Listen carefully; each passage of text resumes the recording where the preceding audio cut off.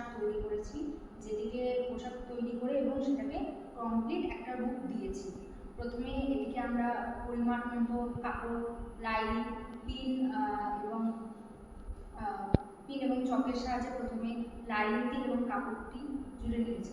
প্রথমে বডি পার্টটা তৈরি করেছি, তারপর হাতাটা করে নিয়ে তারপর পরিমাণ যা কাপড় ছিল এখানে আমরা মুছে দিয়েছি। এটি তৈরি করতে অনেকটা কাপড়ই আমাদের প্রয়োজন হয়।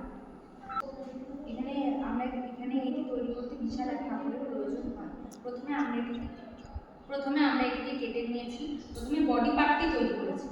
এটি হলো সামনের পার্ট, এটি হলো পিছনের পার্ট। পিছনে ডিপ গোল গলা দিয়েছি আমরা এবং ফিতে দিয়েছি।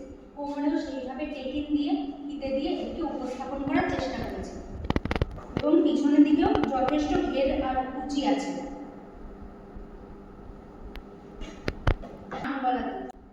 সামনে পান গলা দিয়েছি এবং এখানেও টেকিং দিয়ে আমরা দুটি টেকিং দিয়ে এটিকে পুরো বডি পার্টটি তৈরি করেছি।